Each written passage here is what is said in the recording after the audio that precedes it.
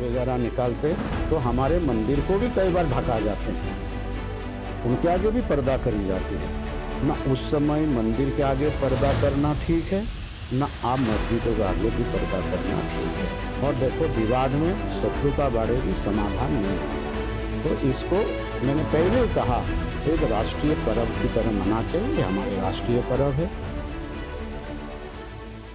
कांवड़ यात्रा शुरू होते ही इस बार विवादों का बाजार गर्म हो गया, क्योंकि यूपी के सीएम योगी आदित्यनाथ ने कांवड़ मार्ग पर रेहड़ी पटरी, रेस्टोरेंट और खाने पीने के तमाम प्रतिष्ठानों पर दुकानदार का नाम लिखने का आदेश दे दिया। हालांकि विवाद बढ़ा तो मामला सुप्रीम कोर्ट तक जा पहुंचा।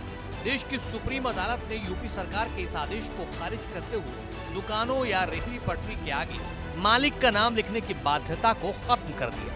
यूपी में ये विवाद चल ही रहा था कि कांवड़ यात्रा को लेकर उत्तराखंड में नया विवाद सामने आ गया। बताया जा रहा है कि हरिद्वार प्रशासन की तरफ से कांवड़ मार्ग में पड़ने वाले मस्जिद और मजार को सफेद कपड़े से कवर किया जाने लगा। हालांकि मीडिया और सोशल मीडिया पर जब यह खबर फैलने लगी तो चंद घंटों में ही प्रशासन ने अपना आदेश वापस ले लिया और सफेद पर्दा हटाया जाने लगा।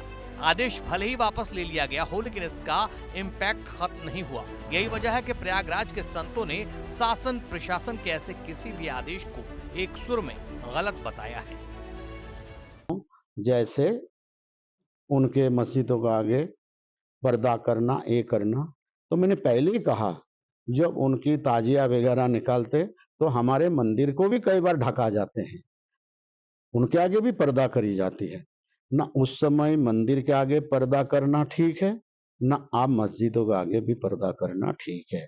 इसको हिंदू मुसलमान सब मिलकर इस त्योहार को मनाना चाहे। और देखो विवाद में शत्रुता बढ़ेगी, समाधान नहीं होगी।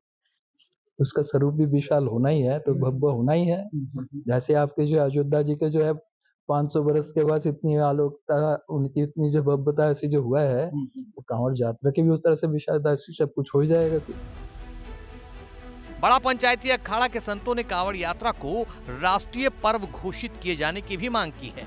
इन संतों की दलील है कि कांवड़ यात्रा पूरे देश में निकाली जाती है। इसके अलावा जिन भगवान शिव के नाम पर यह यात्रा निकाली जाती है, वो किसी एक धर्म या संप्रदाय नहीं, बल्कि सभी का कल्याण करते हैं।